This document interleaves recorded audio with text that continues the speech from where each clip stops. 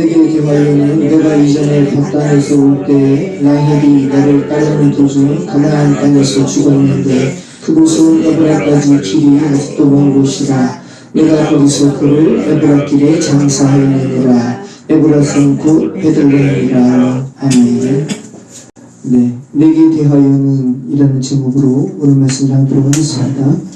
지난주에 우리는 야곱이 요셉에게 자신이 죽거든 애굽에 장사하지 말고 조상의 묘지에 장사할 것을 생명의 원천을 의미하는 야레크, 환도뼈와 관련해서 엄숙한 맹세를 하게 하는 장면을 우리가 살펴보았습니다.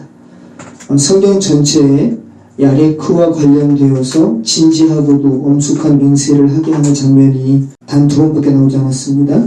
우리가 모두 살펴본 말씀이었죠. 먼저는 신부를 구하는 것과, 그죠? 또 하나는 지난주 말씀처럼 죽음, 장사와 관련된 단 2번만 야레크와 관련된 엄숙한 맹세를 하게 하는 장면이 있었습니다. 신부를 구하는 것은 뭐와 관련된 것이죠? 신부를 구하는 것은 이 세상에 생명이 태어나는 것과 관련되어 있죠. 신랑은 신부를 구해야지 새로운 생명이 태어나죠. 장사되는 것은요, 이 세상을 떠나는 것과 관련되어 있죠. 참 중요하죠. 단순하게 말하면 하나님께로부터의 오음과 하나님께로 감에 관한 부분에 야레크와 관련된 기사가 서술되어 있다는 것이죠.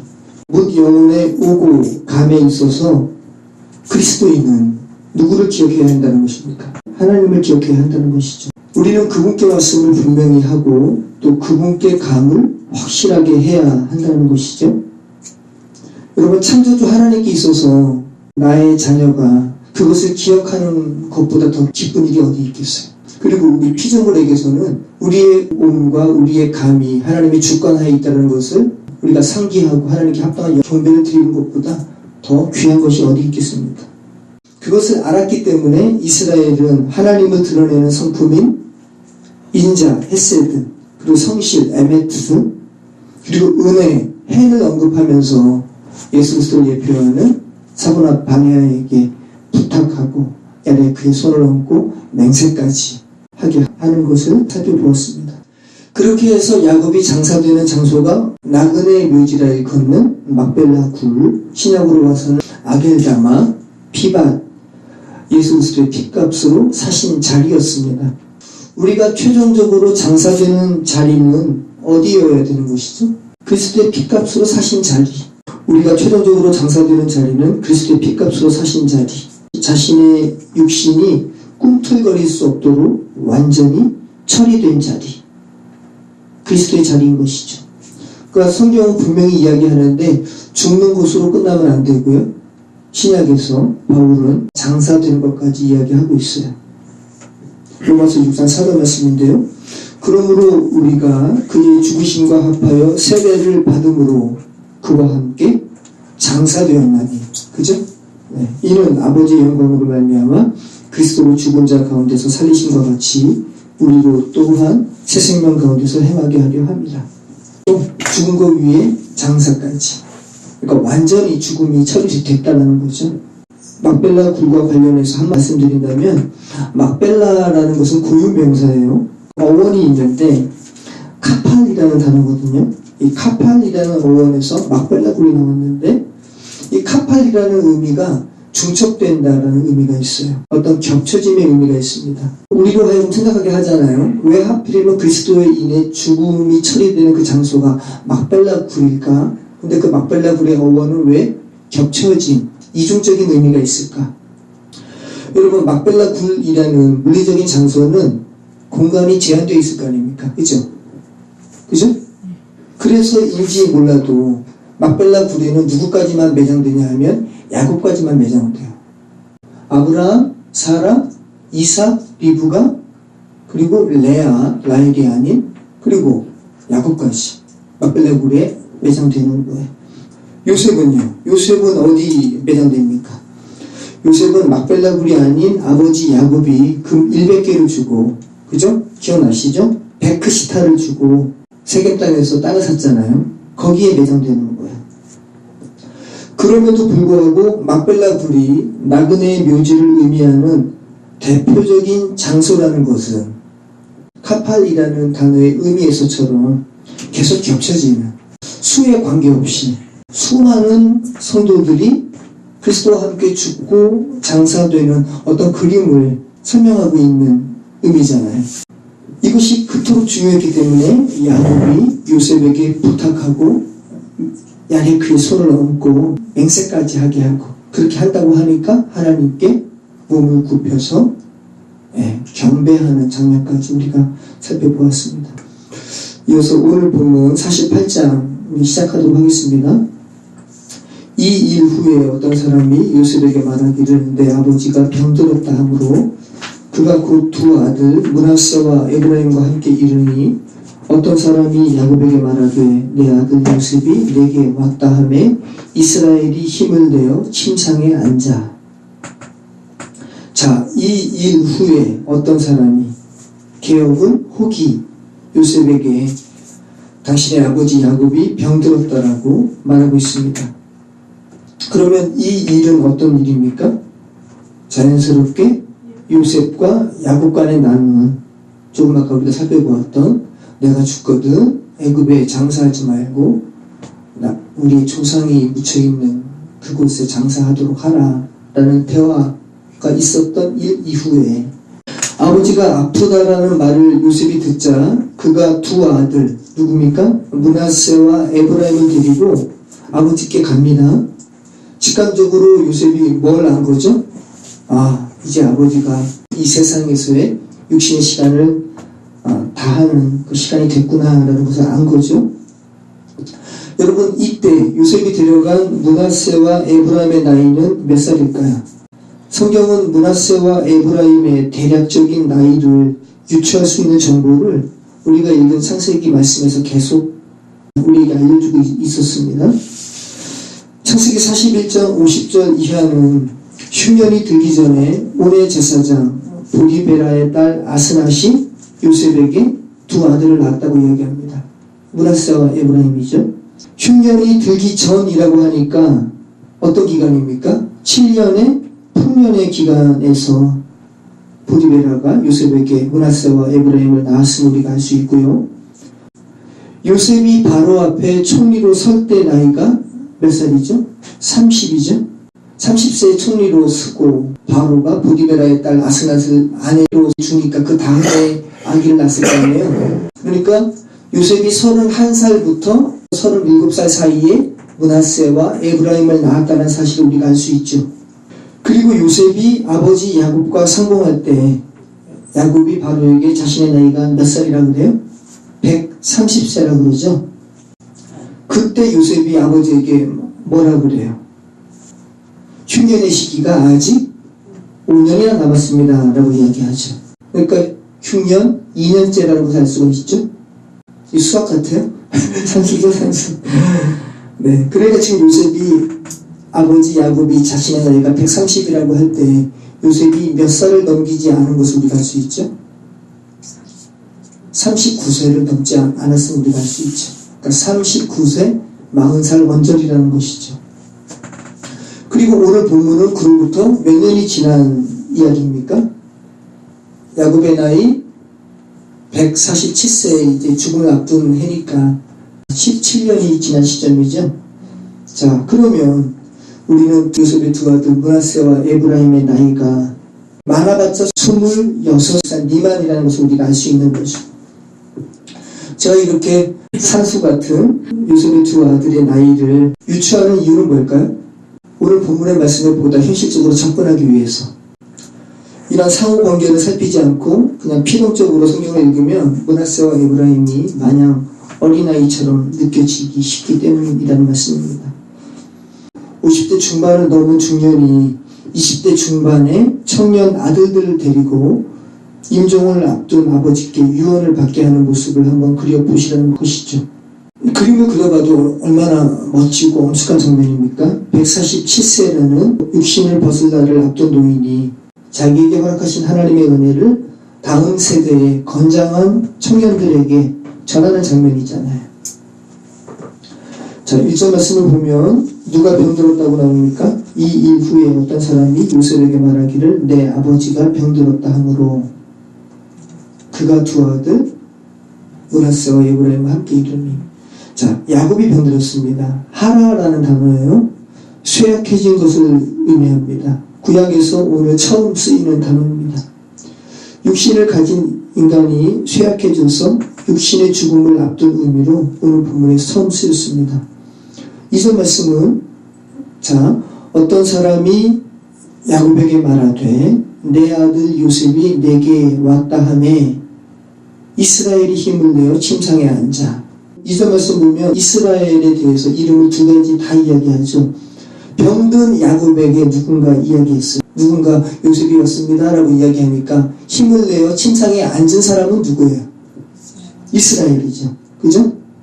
네, 똑같은 야곱인데 똑같은 이스라엘이고 지금 구분해서 쓰고 있다는 거죠.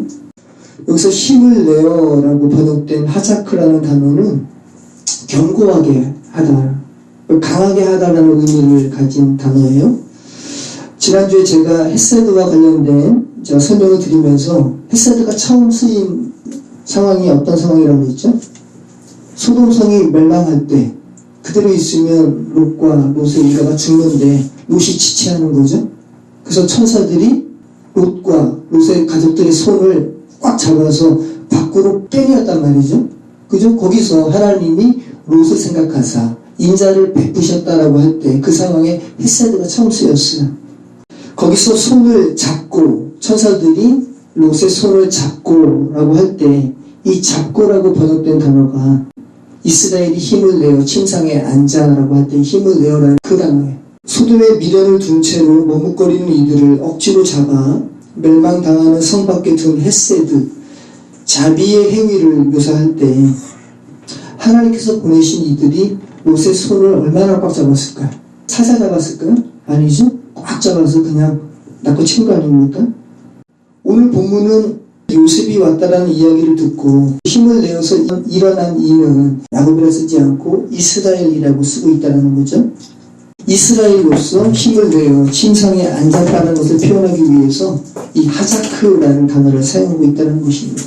그런데 지금 성경 기자가 의도적으로 앞으로 이제 이스라엘이 12아들과 관련되어서 진행될 유언과 관련된 기사는 병든 육신을 가져서 죽게 될 야곱이 아닌 하나님의 아들로 완성된 이스라엘이 하는 것임을 지금 힌트하고 있는 거죠. 자, 지난번에도 말씀드린 것처럼 패턴화해서 공식처럼 야곱은 육신을 상징하고 이스라엘은 하나님 아들로 완성된 것으로만 공식화해서 단정해버리는 것은 곤란하다 말씀드렸습니다. 성경은 야곱이 이스라엘로 완성을 이룬 후에도 이스라엘과 야곱을 혼용하고 있다고 그랬어요. 그런데 오늘 본문처럼 이스라엘과 야곱의 호칭을 어떤 의도를 갖고 의미를 구분하면서 기록한 구절도 있다는 것이죠. 오늘 본문처럼 야곱과 이스라엘의 의미를 의도적으로 구분해서 사용한 용례가 창세기 45장에 있었죠. 기억하시나요? 야곱이 요셉이 살아있다는 소리를 듣고 마비되었다가 요셉이 보내준 수레를 보고 회생해서 그 다음에 말을 하는데 이스라엘이 말했다라고 나오죠. 오늘 본문을 야곱과 이스라엘을 대조하는 성경 기자의 의도를 인식하고 살펴야 하는 이유는 1절과 2절에 말하다라고 번역된 단어의 차이를 통해서도 우리가 알 수 있습니다.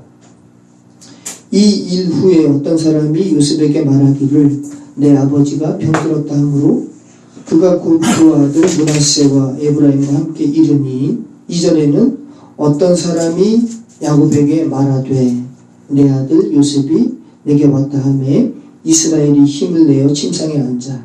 자, 1절에 어떤 사람이 요셉에게 아버지가 병들었다고 말하기를 이라고 할 때 어떤 사람이란 말은 원문에는 없어요. 그냥 제3자가 아버지의 병들었음을 요셉에게 말했다. 아마르라는 말을 쓰고 있고요.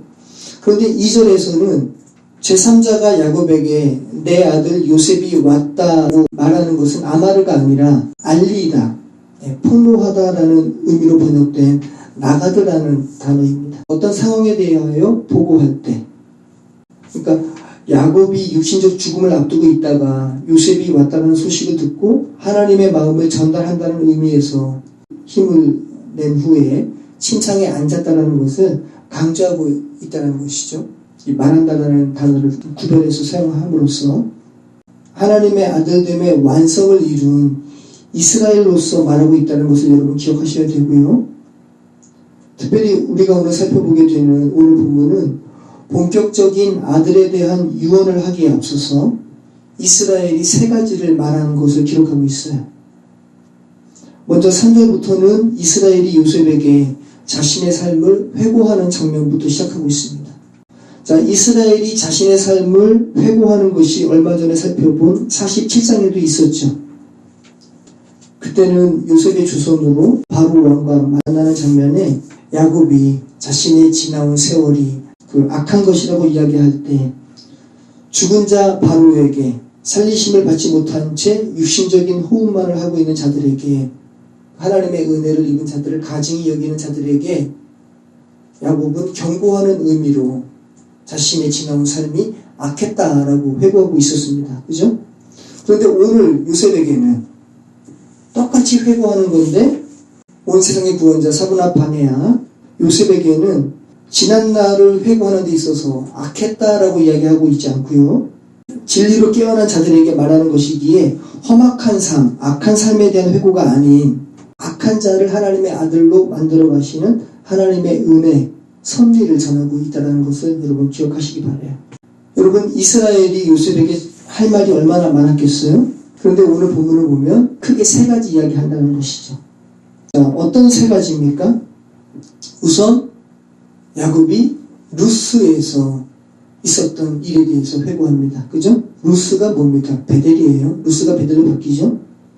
그리고 또 하나는 요셉의 두 아들 므낫세와 에브라임에 관한 이야기를 하죠. 마지막으로는 어떤 이야기를 합니까? 에브라임에서 라헬을 장사한 이야기를 하죠. 이스라엘의 12아들에 대한 본격적인 유언을 앞두고 왜 이스라엘은 이 세 가지를 이야기하고 있을까?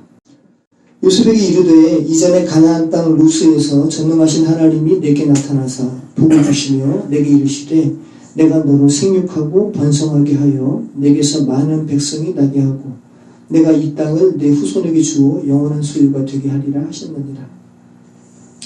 가장 먼저 이스라엘은 베델에서 루스에서 루스는 의미 없는 땅이라고 그랬어요. 여기도 루스예요.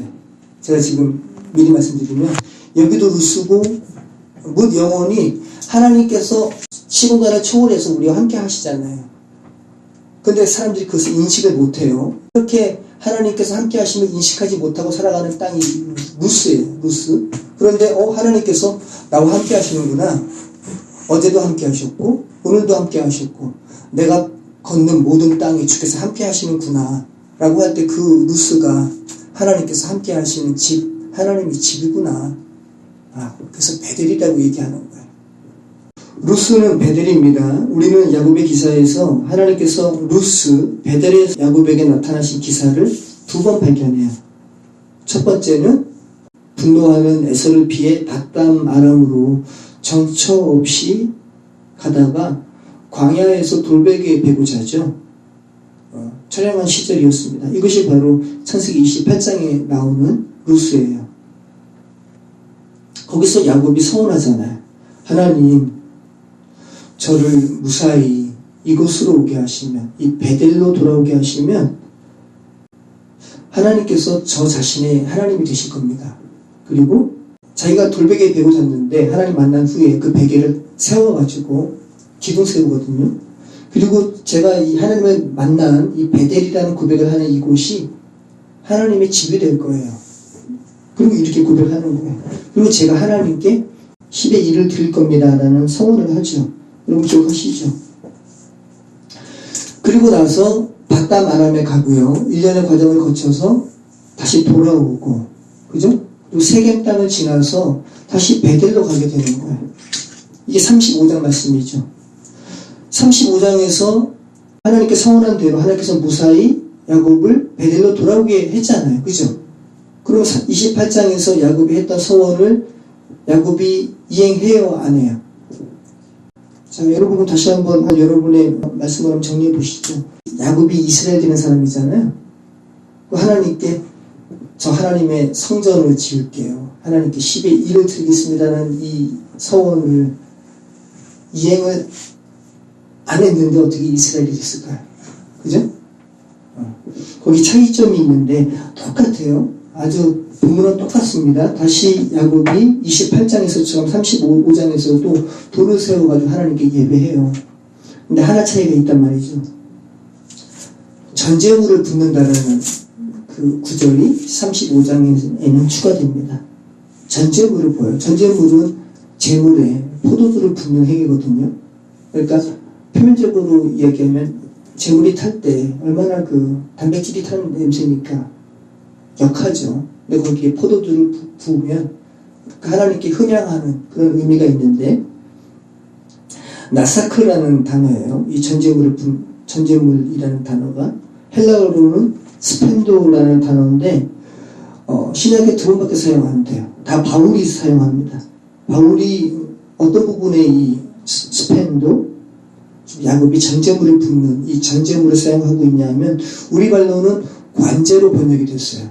그 우리말이 일관되게 구약의 그 전제니까 신약에서도 전제로 번역하면 좋은데 신약에서는 관제로 번역을 했습니다. 개역 성경에는 똑같은 거예요. 전제, 관제. 바울이 이렇게 고백하는 거예요. 나의 삶이 관제와 같이 부어졌어. 그러면서 자신의 육신의 이제 마지막을 포하는 장면에 나의 삶이 전제처럼 포도주처럼 관제처럼 이미 부어졌어 라는 부분에 이 전제 관제가 사용돼요. 나의 육신을 벗을 때가 왔다라는 고백을 할 때 이 전제가 사용된다는 말씀입니다. 그러니까 바울이 디모데 후서에서 말하는 이 관제, 이 스펜도는 창세기 35장에서 야곱이 서원을 이행하는 행위에 근거하고 있다는 거죠.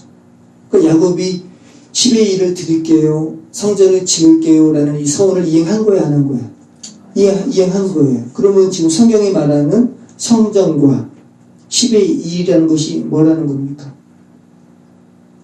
우리가 흔히 알고 있는 벽돌로 짓는 물리적인 성전이 아니라는 것을 야곱은 알았던 거죠. 35장에 가서. 그죠? 이런 물리적인 건물이 교회가 아니군요. 성전이 아니군요. 제가 성전이군요. 그죠? 부으면서. 그리고 10의 1을 드린다는 것도, 10의 1을 드린다는 것은 저의 모든 것이 하나님의 것입니다라는 고백으로 10의 1을 구별해서 드리는 거거든요. 근데 야곱은 35장에서 가축, 돈 많았어요. 근데 거기서 10의 1을 떼서 하나님께 드리는 것이 아니라 재산 전체가 하나님의 것이네요. 그럼 여러분이 지금 10의 1, 그죠? 여러분이 하나님의 성전됨에 이 야곱의 서원을 지금 이행하는 삶을 사세요? 우리가 그거를 고민을 많이 해야 되는 거예요. 내가 정말 하나님께 10의 1을 드리는 나의 삶이 하나님의 소유된 바로 지금 살아가고 있는가? 이 고민을 하시면서 우리가 살아가는 거죠. 이스라엘이 된 야곱은 알았던 것이죠. 하나님의 집은 불러드는 것이 아니라 내 자신이 하나님의 집으로 지어지게 된다는 것과 10의 1이라는 것은 나의 삶, 나의 생명 전체를 하나님께 드리는 것이구나 라는 것을 알았던 겁니다. 그래서 그 야곱이 똑같은 예배 행위를 하면서 전제물을 그 제단 위에 붓는 것으로 그 서원을 이행하고 있는 것이죠. 그 회고를 지금 하는 거예요. 그죠? 오늘 본문의 베델에서 나타나신 하나님에 대한 회고는 서원을 이행하는 35장의 회고인 것이죠. 그러면서 이스라엘이 하나님께서 말씀하신 내용을 다시 반복하고 있어요. 생육하고 번성하라는 것입니다. 지난주에 우리가 살펴봤습니다. 생육, 파라와 번성, 라바라는 단어는 죄 가운데 살리심을 받은 교회, 성도의 영적 현실을 의미하는 단어라 말씀을 드렸습니다. 지금 저와 여러분이 교회로 불리움을 받았다면 저와 여러분의 영적인 현실이 파라와 라바인 거예요. 근데 세상적으로 보기에는 얼마나 이게 매치가 안 되는 거니까 그냥 눈으로 보이는 생육과 번성을 이야기하죠. 근데 성경은 그게 아니라고 계속 말하고 있습니다. 창세기 1장부터. 우리를 하나님의 자녀로 구원하시고 회복시키시는 하나님의 창조적인 사역, 새로운 창조를 이루시는 하나님은 어떤 분이시라는 겁니까? 지금 뭐라고 그래요? 3절 말씀 보면 요셉에게 이르되 이전에 가나안 땅 루스에서 어떤 하나님? 전능하신 하나님. 네, 전능하신 하나님이라고 그러죠. 죽음에서 우리를 구원하시는 하나님은 어떤 분이셔야 돼요? 전능하셔야 돼요. 엘샤다이, 전능하신 하나님. 죄악 가운데에서 죽을 수밖에 없는 저와 여러분을 살리셔서 열매 맺게 하시는 하나님은 전능하셔야 하는 거예요. 그러니까 이 세상의 악한 것을 생각을 할 때 이 악한 삶에 처한 사람들, 죽음에 처한 사람들을 다시 살린다는 것은 감히 이게 다시 살아날 수 있을까? 이런 생각을 할 수밖에 없는데 하나님의 전능하심은 살리신다는 거죠. 근데 문 영혼들은 그것을 몰라요. 그냥 죽은 가운데 그대로 그냥 처해 있는 거죠. 죄악 가운데 죽을 수밖에 없는 저와 여러분을 살리셔서 열매 맺게 하시는 하나님은 전능하셔야 되는 것이죠. 야곱이 그 이야기하는 거예요. 야, 하나님은 정말 전능하신 하나님이셔. 사기꾼 야곱을 이스라엘로 만드신 하나님, 전능하신 하나님이셔 라고 말하고 있는 거죠. 그래서 이스라엘이 베델에서 나타나신 하나님을 회고하면서 요셉에게 전능하신 하나님, 엘샤다이라고 고백하고 있는 겁니다.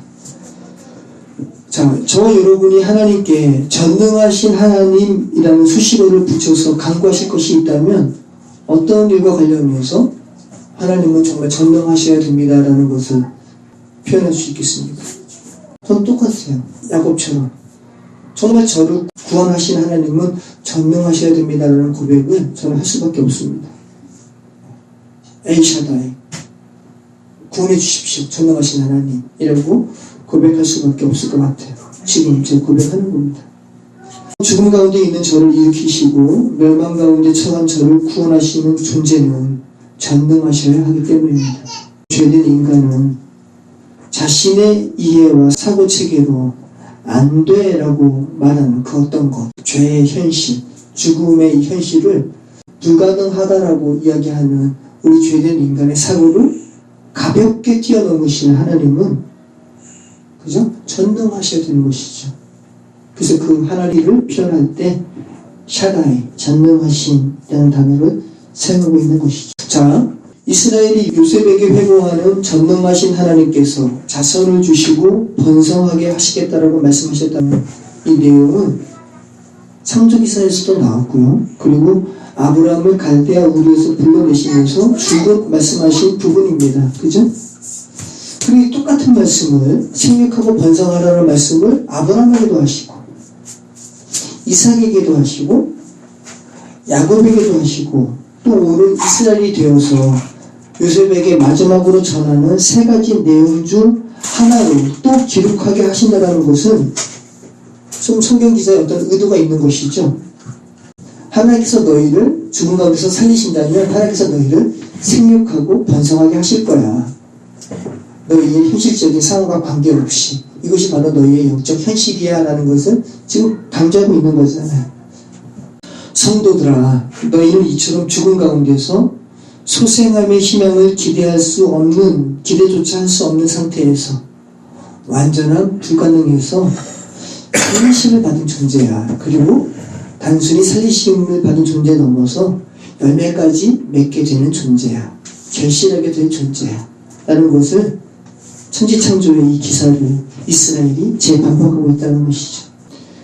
이스라엘은 소망 없는 나 야곱을, 사기꾼 같은 나, 버러지 같은 나 야곱을 전능하신 하나님께서 이스라엘 만드셨다.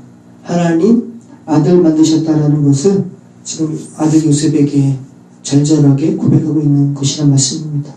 자, 5절 말씀. 내가 애굽으로 와서 내게 이르기 전에 애굽에서 내가 낳은 두 아들 에브라임과 므낫세는 내 것이라 르브엔과 시므온처럼 내 것이 될 것이요. 자, 여러분 말씀이 이해가 되세요?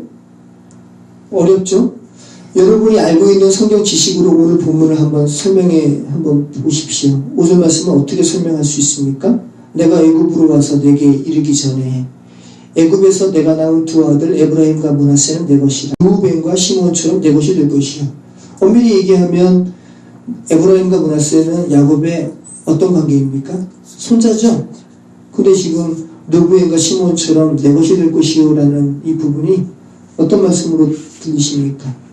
쉽게 말해서 요셉의 장자와 차남 므낫세와 에브라임이 이스라엘의 손자가 아니라 르우벤과 시므온처럼 이스라엘의 아들 삼겠다라는 것이죠. 그죠? 자, 6절 말씀도 어려워요. 이들 후에 내 소생은 내 것이 될 것이며 므낫세와 에브라임 이후에 낳게 되는 요셉의 아들들은 너의 소생이 될 거야. 그런데 므낫세와 에브라임은 내 아들이야 라고 말하는 거죠. 이들 후에 내 소생은 내 것이 될 것이며 그들의 유산은 그들의 형의 이름으로 함께 받으리라. 6절 말씀은 므낫세와 에브라임 이후에 낳게 되는 요셉의 아들들은 요셉의 아들들이지만 별도의 지파를 형성하게 되지는 않을 거야. 그들은 그들의 형들인 므낫세와 에브라임의 지파 안에 속하게 될 거야. 그리고 그들의 지분을 받게 될 거야 라는 말씀이죠. 자, 우리는 이 같은 이스라엘의 유언이 이스라엘의 역사 가운데 실현된 것을 알고 있습니다. 자, 이스라엘의 후손들은 애굽에서의 시간을 통해 이 12명의 아들들의 자손은 이스라엘의 12지파로 민족으로 성장을 하죠. 12지파는 워낙 이단들가 무슨 지파 해가지고 그래서 이 성경이 말하는 반대도 말하기가 참 눈치 보이는 이런 세대에 우리가 살고 있는데 분명한 거죠. 12지파는 신약에서 12사도처럼 뭐를 의미해요? 교회를 의미하는 거예요. 그 요한계시록에 12지파의 이름도 새겨져 있고요. 12사도의 이름도 새겨져 있다고 말하잖아요. 12지파는 신약의 12사도처럼 완성된 교회를 의미합니다. 하나가 부족해도 안 돼요. 계속 저희가 그 말씀 드린 거죠. 이스라엘의 말처럼 에브라임과 므낫세가 이스라엘의 아들들이 되어야 12지파가 완성이 돼요. 왜 그래요? 이해가 되세요? 이미 이스라엘이 12아들이 있잖아요. 근데 거기에 므낫세와 에브라임까지 포함되면 14명이 되는데 왜 12지파가 비로소 완성이 되는 겁니까? 요셉 지파는 빠지는 거예요. 요셉이라는 이름의 지파는 빠진다고요? 12지파에. 그리고 또 누가 빠집니까? 레위 지파는 존재하지만 레위 지파는 제사장의 직무를 담당하는 지파이기 때문에 그 12지파의 분깃에서 빠지죠. 그래서 12지파가 되는 거예요. 그러니까 므낫세와 에브라임은 반드시 이스라엘의 아들들이 되어서 12지파의 하나로 형성이 되어야 된다는 말씀입니다. 그리고 우리는 또 이스라엘의 말처럼 므낫세와 에브라임의 뒤를 이은 하나님께서 요셉에게도 아들들을 주셨거든요. 그들은 므낫세와 에브라임처럼 지파를 형성하지 않음을 우리는 보게 됩니다. 근데 여러분 요한계시록 7장에서 하나님의 자녀라는 인을 받은 그 지파에 대해서 설명하거든요. 거기서는 요셉 지파가 등장해요. 레위 지파가 등장하고. 요한계시록에는 그러면 몇 지파인데요? 아니요, 14지파 아니에요. 또 12지파예요. 요한계시록에는 자, 우리가 이제 살펴보게 되는데 단지파가 빠져요. 단에 대한 유언에서 나오거든요. 단지파가 이스라엘이 우상 숭배를 하게끔 우상을 들여오는 죄악을 저지릅니다. 그래서 요한계시록에 단지파는 제외돼요. 그리고 에브라임 지파도 제외돼요. 에브라임 지파가 이스라엘의 역사 가운데 반역을 계속해서 일삼았던 지파거든요. 그래서 요한계시록에는 참 깊죠. 얼마나 깊어요. 성경 말씀이.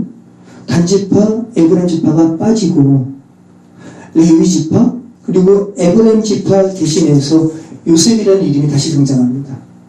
므낫세 지파는 포함되고요. 에브라임이 빠지고 요셉 지파가 들어가고요.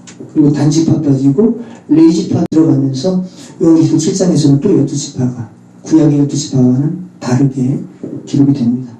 자, 우리가 오늘 5절과 6절에서 우리가 알 수 있는 것은 또 뭡니까?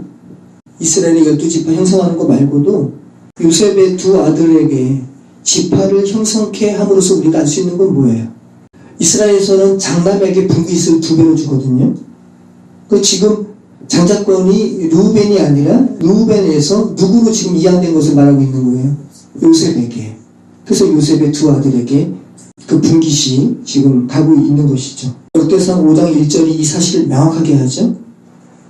이스라엘의 장자 르우벤의 아들들은 이러하니라. 르우벤은 장자라도 그의 아버지의 침상을 더럽혔으므로 장자의 명분이 이스라엘의 아들 요셉의 자손에게로 돌아가서 족보의 장자의 명분대로 기록되지 못하였느니라. 유다는 형제보다 뛰어나고 주권자가 유다에게 났으나 장자의 명분은 요셉에게 있느니라. 장자의 명분이 요셉에게 있다는 것이죠. 자, 그리고 또 우리가 이 이스라엘이 므낫세와 에브라임과 관련해서 말하는 이 구절에서 우리가 의미를 찾을 수 있는 것은 또 어떤 것이 있을까요? 자, 여러분, 므낫세와 에브라임 입장에서는 그들 자신이 뭐 한 거 있어요, 없어요? 한 거 없어요. 그런데 지금 이스라엘의 12아들 가운데로 지금 들어가게 되는 놀라운 은혜를 지금 받고 있는 거죠. 므낫세와 에브라임이 아버지 요셉의 손을 잡고 할아버지 야곱에게 왔을 때 저희도 할아버지의 12아들 가운데 속하게 해주세요라고 부탁하지 않았습니다. 그들은 그것이 무엇을 의미하는지 몰랐어요. 그러니까 지금 성경이 그리고 있는 그림을 한번 보자는 말씀입니다. 성경에서 누차 얘기하는 은혜죠. 자신이 어떤 공적을 한 것도 없이 애굽이라는 세상에 태어나서 하나님의 아들로 교회로 불리움을 받는 모습을 찾아보자는 말씀이죠. 그럼 이 므낫세와 에브라임이 저와 여러분의 모습이기도 하죠. 네, 저와 여러분이 애굽이라는 세상에 태어났잖아요. 그리고 이 가운데서 우리가 한 거 없어요? 그죠? 여러분이 뭐 하나님께 뭐를 잘해서 뭐를 많이 하나님께 드려서 하나님의 아들로 회복되는 게 아니라고요. 하나님의 은혜로 그 은혜에 여러분은 반응하는 것이고. 자, 7절 말씀. 내게 대하여는 내가 이전에 밧단에서 올 때 라헬이 나를 따르는 도중 가나안 땅에서 죽었는데 그곳은 에브라까지 길이 아직도 먼 곳이라. 내가 거기서 그를 에브라길에 장사하였느니라. 에브랏은 곧 베들레헴이라. 자, 그리고 이스라엘이 세 번째로 자신에 대해서 이야기하죠. 내게 대하여는 하면서 자신에 대해서 이야기하는데, 근데 여러분 지금 함께 읽으셨지만 자신에 대하여 이야기한다고 하면서 지금 누구의 이야기를 합니까? 라헬에 대한 이야기를 하잖아요. 그죠? 그리고 지금 이 라헬은 아버지 이야기를 듣는 요셉의 누구이기도 해요? 요셉의 친어머니이기도 하죠. 제가 드린 말씀은 뭡니까 지금? 요셉의 동생 베냐민을 낳고 죽은 라헬의 이야기가 야곱 자신의 이야기라고 지금 이야기하고 있는 거죠. 밧단 아람에서 자신을 따라온 라헬이 가나안 땅에서 중간에 죽었고 그 죽은 그 여정은 에브랏 길로 가는 여정에서 죽었고, 참 이게 의미가 있는 말씀 아니에요? 에브랏 길은 어떤 길인데요? 베들레헴 길로 가는 여정에서 죽었고, 베들레헴은 생명의 떡이 태어나는 장소, 예수 그리스도께서 태어나는 장소로 가는 여정길에 죽었고. 여러분의 인생을 한번 생각해 보시죠. 여러분의 인생길은 여러분이 죽고 여러분 안에서 예수 그리스도께서 태어나는 그 여정길이거든요. 지금 복음을 좀 말하고 있잖아요, 야곱이. 밧단 아람에서 자신을 따라온 라헬이 가나안 땅에서 중간에 죽었고 그 죽은 장소는 아직 에브랏까지의 길이 먼 곳이었다고 이야기하죠. 그래서 에브랏 길에서 장사했다라는 말을 하고 있는 거예요. 근데 여러분, 이 에브랏이라는 말이 에브라다, 미가서에서 나오죠. 에브라다야 하면서, 네, 우리가 크리스마스 성탄절 시즌에 많이 또 읽는 본문이죠. 이 에브라다라는 말은 파라라는 단어가 어원이에요. 파라와 라바, 생육하고 번성하라. 그러니까 결실을 맺는 이 파라라는 단어가 창세기 시작부터 등장해가지고, 그죠? 아브라함과 그 아들들의 이야기에서도 등장하고요. 그리고 이스라엘의 마지막 유언에서까지 계속 등장하는 것이 여러분 우연이겠어요? 죽어있는 이들을 살리셔서 하나님의 아들 만드시는 이 생명의 이야기는 창세기 1장부터 계속 반복된 기사라는 거예요. 그리고 우리가 조금 아까도 이야기한 것처럼 미가서에서도 나오고 구약 전체에서 나오는 이야기고요. 신약에서도 계속 반복되는 이야기. 너희는 죽었어. 너희 그 사실 좀 알아라. 죽은 너희를 살리신 하나님의 그 복음에 대한 이야기를 좀 들어라 라고 말씀을 하시는 거죠. 성경 말씀이. 그러니까 이 창세기에서 계속 반복되는 이 창조의 기사, 이 구원의 기사는 뭇 인생들에게 지금도 계속되는 기사라는 거죠. 여러분에게. 여러분이 지금 저의 말씀이 들려지신다면, 창세기의 말씀이 들려지신다면 지금도 계속되고 있는 사건이라는 거예요. 그래서 창세기의 마지막을 향해 달려가는 오늘 본문에서도 또 기록되고 있는 겁니다. 성도의 이 인생의 여정은 육신적인 자아가 죽고 예수 그리스도의 생명으로 채워지는 여정길이라는 것이고, 그 삶이 그리스도인으로서의 결실을 맺어가는 것이라는 것을 지금 이스라엘이 말하고 있다는 것이죠. 자, 여러분 말씀 정리하겠습니다. 오늘 이스라엘이 힘을 내서 침상에 앉은 후에 12아들에 대한 본격적인 유언을 하기 전에 언급하는 이 세 가지의 내용은 하나님의 자녀될 만한 그 어떤 것도 없는 우리를 하나님의 아들 삼으시는 것은 전능하신 하나님의 은혜라는 것을 말씀하고 있고요. 그리고 성도의 여정은, 성도의 인생의 여정은 그같이 하나님의 아들로 태어나는 여정인 것을 지금 이스라엘이 요셉에게 말하고 있다는 것을 우리는 알게 되는 것이죠. 지금 우리가 언젠가는 이 세상에서의 마지막 말을 하게 될 거 아닙니까? 근데 여러분은 그 유언을 듣는 이들에게 얘들아 이제 내 이야기를 할게 라고 하면서 여러분의 이야기가 아닌 여러분의 배우자의 이야기를 하면서 이 세상의 마지막을 하실 수가 있으시겠어요? 만약에 그런다면 굉장한 은혜죠. 내 이야기를 할게 라고 말씀하시면서 여러분의 남편이나 여러분의 부인 혹은 타인을 말씀하시면서 육신적인 호흡을 마무리한다라는 것은 어떤 의미입니까? 내 이야기를 할 거야 라고 하면서 정작 다른 사람의 이야기를 한다는 것은 듣는 사람은 다른 사람의 이야기를 하는 것처럼 들려서 무슨 소린가 라고 할지라도 그 이야기를 하는 당사자는 다른 사람의 이야기가 내 이야기야 라는 것을 지금 말하고 있는 거잖아요.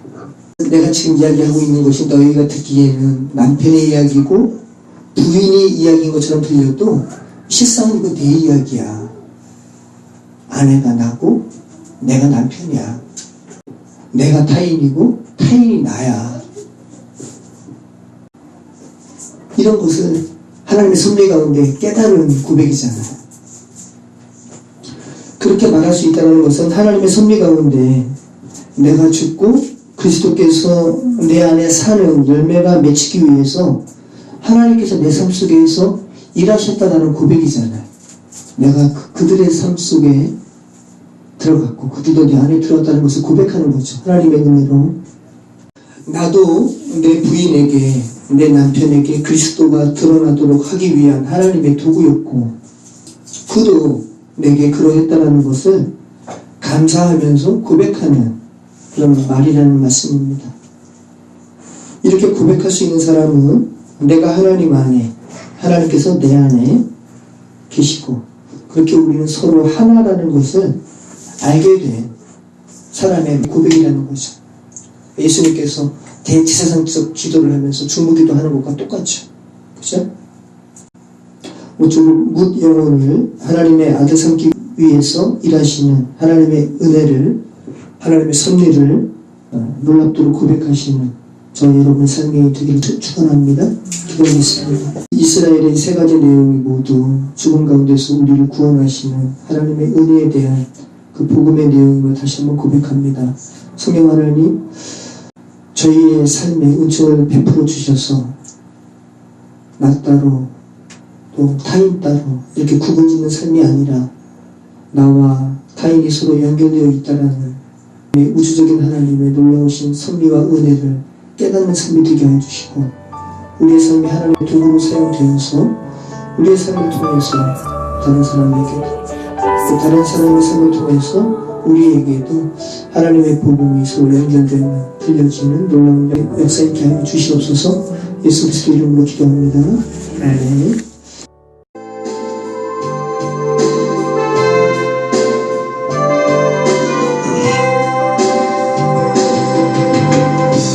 내 삶에 예수 그리스도 나의 주로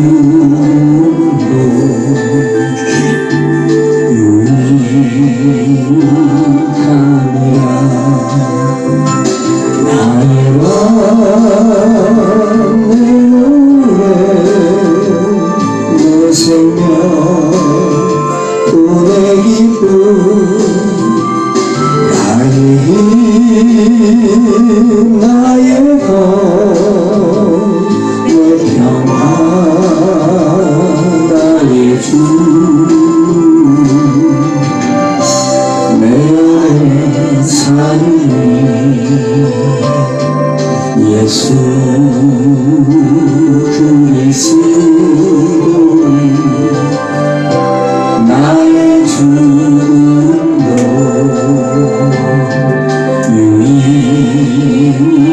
유익함이라. 한 번 더 찬양합니다. 내 안에 사는 눈 감고 찬양할까요? 눈 감고. 예수 그리스도 나의 죽음도 나의 죽음도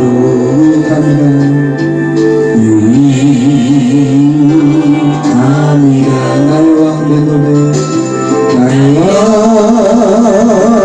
내 노래 내 생명 또 내 기쁨 또 내 기쁨 나의 힘 나의 것 내 평화 나의 주 내 안에 사는 예수 그리스도 나의 죽음도